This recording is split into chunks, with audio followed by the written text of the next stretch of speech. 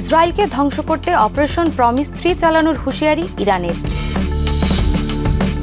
বাংলাদেশে $29 মিলিয়ন নিয়ে মুখ খুললেন মার্কিন প্রেসিডেন্ট ডোনাল্ড ট্রাম্প। দীর্ঘ 54 বছর পর পাকিস্তানের সাথে সরাসরি বাণিজ্য শুরু বাংলাদেশের। চীনে নতুন করোনা ভাইরাস শনাক্ত, আবারও মহামারীর শঙ্কা। ইউক্রেন ইস্যুতে ফাটল ধরছে চীন রাশিয়ার সম্পর্কে, ট্রাম্পের নীতিতে মুখোমুখি অবস্থানে দুই দেশ।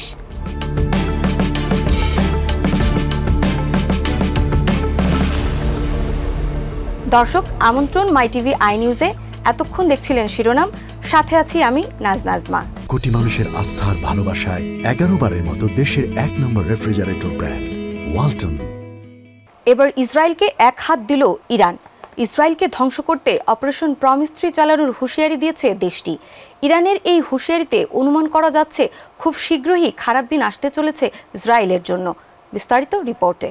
সঠিক সময়ে ব্যাপক আকারে ক্ষেপণাস্ত্র হামলা চালিয়ে ইসরায়েলকে ধ্বংসের হুমকি দিয়েছে ইরান। দেশটির বিপ্লবী গার্ড বাহিনীর প্রধান কমান্ডার হোসেন সালামি বলেছেন, তেহরানের উন্নত অস্ত্র ও দক্ষ সশস্ত্র বাহিনী শত্রুদের যে কোনো হামলা মোকাবেলায় সক্ষম। ইরানের পরমাণু কর্মসূচি ঘিরে যুক্তরাষ্ট্র ও ইসরায়েলের সঙ্গে উত্তেজনার জেরে এরই মধ্যে নতুন সেনা মহড়ার ঘোষণা দিয়েছে তেহরান। গাজা যুদ্ধ আর পরমাণু কর্মসূচি ঘিরে ইরান ও ইসরায়েল উত্তেজনা অনেকদিন ধরেই তুঙ্গে। সম্প্রতি ইরানের বিভিন্ন সশস্ত্র গোষ্ঠীকে মোকাবেলার পাশাপাশি দেশটিকে পরমাণু শক্তিধর হতে দেয়া হবে না বলে হুঁশিয়ারি দেন ইসরায়েলের প্রধানমন্ত্রী বেনিয়ামিন নেতানিয়াহু। এবার ইসরায়েলকে এক হাত নিল ইরান। সময় হলে ইসরায়েলের ধ্বংসে ব্যাপক আকারে ক্ষেপণাস্ত্র হামলা চালানো হবে বলে কড়া বার্তা দিয়েছেন ইরানের বিপ্লবী গার্ড বাহিনী IRGCর শীর্ষ জেনারেল ইব্রাহিম জব্বারি। তেল আবিব ও হাইফাকে মাটির সঙ্গে মিশিয়ে দিতে সঠিক সময়ে নির্ভুলভাবে অপারেশন প্রমিস 3 চালানো হবে বলে হুঁশিয়ারি দেন তিনি। প্রেস টিভিতে দেয়া সাক্ষাৎকারে তিনি বলেন, উন্নত আধুনিক সামরিক সরঞ্জাম দিয়ে কঠিন চ্যালেঞ্জ মোকাবেলার জন্য সম্পূর্ণ প্রস্তুত তেহরান। এরই মধ্যে পরমাণু কর্মসূচি ঘিরে যুক্তরাষ্ট্র ও ইসরায়েলের সঙ্গে চলমান উত্তেজনার মধ্যে ইরানের সেনাবাহিনী জোলফাগর 1403 নামে ব্যাপক আকারে সামরিক মহড়া শুরুর ঘোষণা করেছে। পরমাণু ইস্যুতে সম্মান দিয়ে সংলাপের আহ্বান জানালে যুক্তরাষ্ট্রের সঙ্গে আলোচনায় বসবে বলে জানিয়েছেন ইরানের প্রেসিডেন্ট মাসুদ পেজেশকিয়ান। কোনো কিছুর বিনিময়ে আলোচনা সম্ভব নয় বলেও সাফ জানান তিনি। ওয়াশিংটনকে ইঙ্গিত করে পেজেশকিয়ান আরও বলেন, তেহরান কোনো ভয় জবরদস্তির কাছে মাথা নত করবে না। বাংলাদেশের রাজনৈতিক পরিমণ্ডল শক্তিশালীকরণে একটি সংস্থার কাছে $29 মিলিয়ন পাঠিয়েছে যুক্তরাষ্ট্র, যেটির নাম কেউ কোনোদিন শোনেনি এবং সেই প্রতিষ্ঠানে কর্মী রয়েছে মাত্র 2 জন। এমনটাই মন্তব্য করেছেন মার্কিন প্রেসিডেন্ট ডোনাল্ড ট্রাম্প।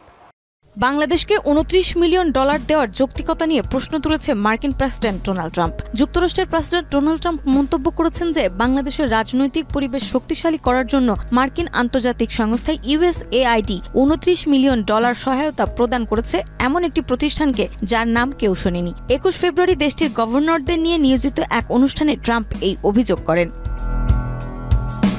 মার্কিন প্রেসিডেন্ট ডোনাল্ড ট্রাম্প বলেন, এই সহায়তা এমন একটি প্রতিষ্ঠানের কাছে গিয়েছে যে কেউ এই প্রতিষ্ঠানের নাম পর্যন্ত শোনেনি, অথচ তারাই $29 মিলিয়ন পেল। তারা চেকও গ্রহণ করলো। এটি কল্পনা করা যায়? সাধারণত ছোট প্রতিষ্ঠানগুলো এখান থেকে $10,000 ওখান থেকে $10,000 পেয়ে কাজ চালিয়ে যায়, কিন্তু তারা মার্কিন প্রশাসনের কাছ থেকে পেয়েছে $29 মিলিয়ন, অথচ ওই প্রতিষ্ঠানে মাত্র 2 জন কর্মী রয়েছে। আমি মনে করি তারা খুবই খুশি, খুব ধনী হয়ে গেছে। আমার বিশ্বাস এমন অসাধারণ কাজ করার জন্য খুব শীঘ্রই তারা নাম করা কোনো বিজনেস ম্যাগাজিনের কভারে আসবে।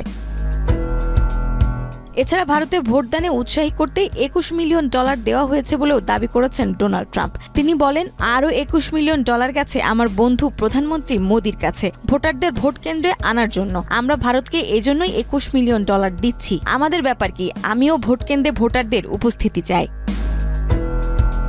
মার্কিন প্রেসিডেন্ট আরও বলেন, $20 মিলিয়ন রাজস্ব ফেডারিলিজমের জন্য, $19 মিলিয়ন নেপালের জীব বৈচিত্র্য সংরক্ষণের জন্য, $47 মিলিয়ন এশিয়ার শিক্ষার মান উন্নয়নের জন্য। যুক্তরাষ্ট্রের বৈদেশিক সহায়তা সংস্থা USAIDর কার্যক্রম স্থগিতের পর ভারতসহ বিভিন্ন দেশের নানা কর্মসূচিতে সংস্থানটির অর্থায়ন বাতিলের কথা গত সপ্তাহে জানান ইলন মাস্কের নেতৃত্বাধীন যুক্তরাষ্ট্রের সরকারি দক্ষতা বিষয়ক বিভাগ। এরপর অর্থ নিয়ে এই মন্তব্য করেন প্রেসিডেন্ট ডোনাল্ড ট্রাম্প। পাকিস্তান ও বাংলাদেশের মধ্যে দীর্ঘ 54 বছরের পরিক্রমা শেষে অবশেষে সরাসরি বাণিজ্য শুরু হলো। আজ সকালে আনুষ্ঠানিক ঘোষণার মাধ্যমে দুই দেশের বাণিজ্য সম্পর্কের পুনঃসূচনা ঘটে, যা 1971 সালের পর এই প্রথম। 1971 সালের মুক্তিযুদ্ধের পর প্রথমবারের মতো পাকিস্তান ও বাংলাদেশ সরকারি পর্যায়ে সরাসরি বাণিজ্য পুনরায় শুরু করেছে। 22 ফেব্রুয়ারি এক্সপ্রেস নিউজ জানিয়েছে, প্রথম সরকারি অনুমোদিত পণ্যের চালানটি এখন পাকিস্তানের পোর্ট কাসিম থেকে যাত্রা শুরু করেছে। এটি দুই দেশের বাণিজ্যিক সম্পর্কের জন্য একটি ঐতিহাসিক পদক্ষেপ হিসেবে মনে করা হচ্ছে। প্রতিবেদনে বলা হয়েছে, বাংলাদেশ পাকিস্তানের সঙ্গে 50,000 টন চাল কেনার চুক্তি করেছে, যা ট্রেডিং কর্পোরেশন অব পাকিস্তানের মাধ্যমে সম্পন্ন হয়েছে। চুক্তিটি ফেব্রুয়ারির শুরুতে চূড়ান্ত করা হয়। বাংলাদেশ ও পাকিস্তান দুই দেশের বাণিজ্য মন্ত্রী জানান, এটি একটি ঐতিহাসিক মুহূর্ত, যা দুই দেশের মধ্যকার অর্থনৈতিক সম্পর্ককে দৃঢ় করবে। এই পদক্ষেপটি শুধু ব্যবসা বাণিজ্যের দিকে সীমাবদ্ধ থাকবে না, বরং সাংস্কৃতিক ও সামাজিক সম্পর্কের উন্নতিতে সহায়ক হবে। দুই দেশের মধ্যে দীর্ঘদিনের সম্পর্ক পুনঃস্থাপিত হওয়া এক নতুন অধ্যায় সৃষ্টি করবে। এই নতুন বাণিজ্য চুক্তি অনুযায়ী উভয় দেশের মধ্যে বিভিন্ন পণ্য যেমন কৃষি পণ্য, তৈরি পোশাক ও প্রযুক্তিগত সামগ্রী সরাসরি আদান প্রদান হবে। দুই দেশের বাণিজ্যিক বিশেষজ্ঞরা আশা করছেন, এই পদক্ষেপটি দুই দেশের অর্থনৈতিক বৃদ্ধি ও অঞ্চলগত সহযোগিতাকে আরও শক্তিশালী করবে। এই চুক্তির মাধ্যমে দুই দেশের ব্যবসায়ী মহলেও ব্যাপক সাড়া সৃষ্টি হয়েছে। তারা প্রত্যাশা করছেন যে এটি তাদের বিনিয়োগ বৃদ্ধি করবে এবং বাজারের সুযোগ বাড়াবে। পাকিস্তান ও বাংলাদেশের মধ্যে সরাসরি বাণিজ্য বন্ধ হয়ে গিয়েছিল 1971 সালের বাংলাদেশের স্বাধীনতা যুদ্ধের পর। এরপর থেকে এই সম্পর্ক পুনঃপ্রতিষ্ঠিত করতে বেশ কিছু বছরের আলোচনা ও কূটনৈতিক চেষ্টার পর অবশেষে এই ঐতিহাসিক পদক্ষেপটি নেওয়া হলো। 2024 সালের 5 আগস্ট ছাত্র জনতার গণ অভ্যুত্থানের মুখে শেখ হাসিনার নেতৃত্বাধীন আওয়ামী লীগ সরকার ক্ষমতাচ্যুত হওয়ার পর পাকিস্তান ও বাংলাদেশের মধ্যে সরাসরি বাণিজ্য এবং শিপিং সম্পর্ক পুনরায় শুরু হয়। এবার সরকারি পর্যায়ে পণ্য আসছে পাকিস্তান থেকে। বাংলাদেশের অন্তর্বর্তী সরকার পাকিস্তানের সঙ্গে বাণিজ্যিকভাবে সম্পর্ক আরও গভীর করার সিদ্ধান্ত নিয়েছেন, যা দুই দেশের মধ্যে অর্থনৈতিক সহযোগিতাকে আরও দৃঢ় করবে। বর্তমানে উভয় দেশ সরাসরি বিমান যোগাযোগ স্থাপনের পরিকল্পনা করছে। কবির চৌধুরী, জয়, মাই টিভি। শত্রুকে পরাস্ত করতে জাতীয় ঐক্য সমুন্নত রাখতে হবে বললেন ইরানের প্রভাবশালী আলেম হুজ্জাতুল ইসলাম। তিনি 21 ফেব্রুয়ারি জুম্মার নামাজের খুতবায় একথা বলেন। তিনি আরও বলেন, শত্রুরা ইরানি জাতির বিরুদ্ধে সফটওয়্যার বা নরম যুদ্ধ পরিচালনাকে গুরুত্ব দিচ্ছে। এর মাধ্যমে তারা অশুভ লক্ষ্য হাসিল করতে চায়, কিন্তু তারা অতীতের মতোই ব্যর্থ হবে। আমাদের সকলকে জাতীয় ঐক্য সমুন্নত রাখতে হবে। তার এই বক্তব্যে স্পষ্ট যে ইরানকে হারানো এবার অসম্ভব। চীনে নতুন করোনা ভাইরাস শনাক্ত, আবারও মহামারীর শঙ্কা করছে বিশেষজ্ঞরা। ধারণা করা হচ্ছে এই নতুন করোনা ভাইরাস মিস্ক ও প্যাঙ্গোলিন নামের দুটি প্রাণীর মধ্য দিয়ে বাদুড় ও মানুষের শরীরে প্রবেশ করে। এই ভাইরাসটিতে মানুষের আক্রান্ত হওয়ার ঝুঁকি অনেক বেশি। বিস্তারিত রিপোর্টে। চীনে আবারও করোনা ভাইরাস শনাক্ত হয়েছে। HKU5-CoV-2 নামের এই ভাইরাসের সঙ্গে মহামারী ভাইরাসের বেশ মিল রয়েছে। এতে শঙ্কা দেখা দিয়েছে মাত্র 2 বছর আগে শেষ হওয়া কোভিডের পর আরেকটি মহামারীর কবলে পড়তে পারে বিশ্ব। চীনের ওহান ইনস্টিটিউট অফ ভাইরালজি নতুন স্ট্রেনটি বাদুড়ের মধ্যে পেয়েছেন। এছাড়া এটির সঙ্গে মার্সের সংশ্লিষ্টতা রয়েছে। মার্স করোনা ভাইরাস বেশ শক্তিশালী একটি ভাইরাস, যেটিতে আক্রান্ত ব্যক্তিদের 4 ভাগের 3 ভাগই মারা যায়।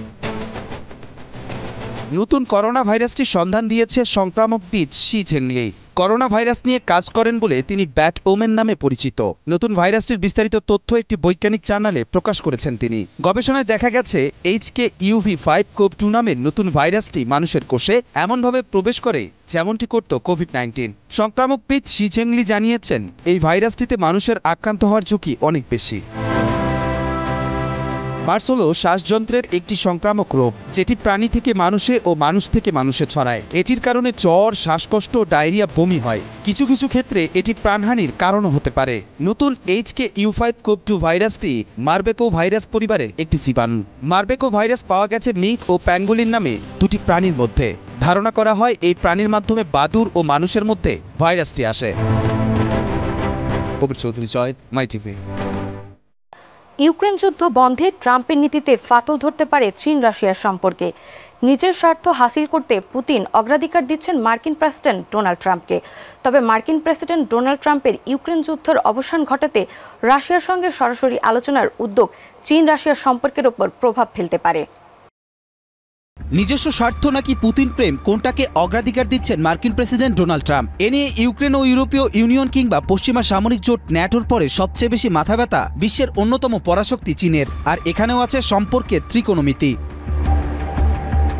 মার্কিন প্রেসিডেন্ট ডোনাল্ড ট্রাম্পের ইউক্রেন যুদ্ধের অবসান ঘটাতে রাশিয়ার সঙ্গে সরাসরি আলোচনার উদ্যোগ চীন ও রাশিয়ার সম্পর্কের উপর প্রভাব ফেলতে পারে। ট্রাম্পের এই পদক্ষেপে চীনকে আলোচনার টেবিল থেকে বাদ দেওয়া হয়েছে, যা বেজিং এর জন্য উদ্বেগের কারণ হয়ে উঠেছে। বিশ্লেষকরা বলছেন, প্রয়োজনে পুতিনকে সর্বোচ্চ সুবিধা দিতে রাজি হলেও ইউক্রেন ও রাশিয়া যুদ্ধবিরতির আলোচনায় মস্কোর মিত্র হিসেবে চীনা প্রেসিডেন্টকে রাখার ঘোর বিরোধী ট্রাম্প। এদিকে ডোনাল্ড ট্রাম্প ইউক্রেনীয় প্রেসিডেন্টকে চূড়ান্ত ভর্ৎসনা করলেও ইউক্রেন ইস্যুতে নিজের অবস্থান অপরিবর্তিত রেখেছে বেইজিং।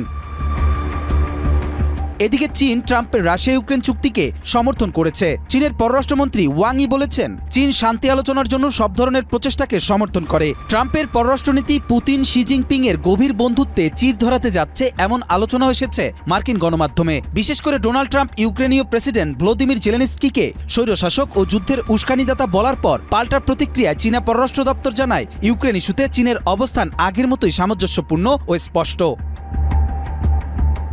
যদিও সাবেক মার্কিন নিরাপত্তা উপদেষ্টা মনে করেন, ইউক্রেন ইস্যুতে ইউরোপের চেয়েও পুতিনকে অগ্রাধিকার দেয়ার। ইউরো এশিয়ার রাজনীতিতে সুবিধা পাবে চীন। পাশাপাশি ট্রাম্পের এই নীতির কারণে রাশিয়া ও চীনের মধ্যে মধ্যপ্রাচ্যে আধিপত্য ধরে রাখার সুযোগ পাবে ইরান।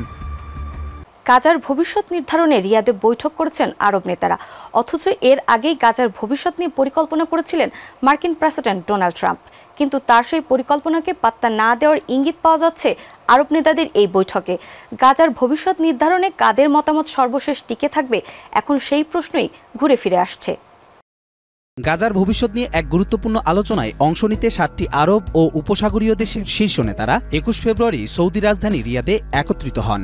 সৌদি আরবের ক্রাউন প্রিন্স মোহাম্মদ বিন সালমানের নেতৃত্বে আয়োজিত বৈঠকে উপস্থিত ছিলেন সংযুক্ত আরব আমিরাতের প্রেসিডেন্ট শেখ মোহাম্মদ বিন জায়েদ, জর্ডানের রাজা আবদুল্লাহ, মিশরের প্রেসিডেন্ট আবদেল ফাত্তা, কাতারের আমির শেখ তামিম বিন হামাদ, কুয়েতের আমির শেখ মেশাল আল আহমাদ এবং বাহরাইনের ক্রাউন প্রিন্স ও প্রধানমন্ত্রী। আলোচনায় মিশরের নেতৃত্বে গাজার জন্য একটি নতুন বিকল্প পুনর্গঠন পরিকল্পনার উপর তারা আলোকপাত করেন, যাতে প্রেসিডেন্ট ট্রাম্পের গাজা দখল ও ফিলিস্তিনি জনগণকে বাস্তুচ্যুত করার প্রস্তাবের বিপরীতে একটি মানবিক ও স্থায়ী সমাধানের দিকে নজর দেওয়া হয়েছে। বৈঠকের পর সৌদি রাষ্ট্রীয় সংবাদ সংস্থা SPA এক বিবৃতিতে এ আলোচনা সম্পর্কে জানায়, ভ্রাতৃত্বপূর্ণ ও অনানুষ্ঠানিক বৈঠকটিতে অংশগ্রহণকারীরা আঞ্চলিক ও আন্তর্জাতিক নানা বিষয়ে পরামর্শ করেন। বিশেষ করে গাজা সংকট মোকাবেলা ও ফিলিস্তিনি জনগণের সমর্থনে যৌথ প্রচেষ্টার ওপর গুরুত্ব দেয়া হয়। SPA বলেছে, এই বৈঠক মূলত একটি ঐক্যবদ্ধ প্রচেষ্টা যা ফিলিস্তিনি জনগণের পাশে দাঁড়ানোর অঙ্গীকার বহন করে। বিবৃতিতে আরও জানানো হয়, নেতারা আগামী 4 মার্চ কায়রোতে নির্ধারিত জরুরি আরব শীর্ষ সম্মেলনকে স্বাগত জানিয়েছেন। আশা করা হচ্ছে, যদি ইসরায়েল ও হামাসের মধ্যে যুদ্ধবিরতি টিকে থাকে, তবে এই সম্মেলনের পর মিশরের নেতৃত্বে গাজার পুনর্গঠনের প্রথম ধাপ শুরু হবে। কবির চৌধুরী, জয়, মাই টিভি। যুদ্ধবিরতি চুক্তি ভঙ্গ করতে নোংরা খেলা খেলছেন নেতানিয়াহু, বললেন ফিলিস্তিনের স্বাধীনতাকামী সংগঠন। এদিকে নেতানিয়াহুর দাবি, সর্বশেষ মুক্তি পাওয়া জিম্মিদের অপমানজনক অনুষ্ঠানের মাধ্যমে ইসরায়েলের হাতে তুলে দেওয়া হয়েছে, তাই তারা পুনরায় গাজায় হামলা চালাবে। পাল্টাপাল্টি আক্রমণে তৈরি হচ্ছে ধোঁয়াশা। ইসরায়েলি প্রধানমন্ত্রী বেনিয়ামিন নেতানিয়াহুর বিরুদ্ধে গাজা যুদ্ধবিরতি চুক্তি ভঙ্গ করার অভিযোগ এনেছে ফিলিস্তিনি স্বাধীনতাকামী সংগঠন।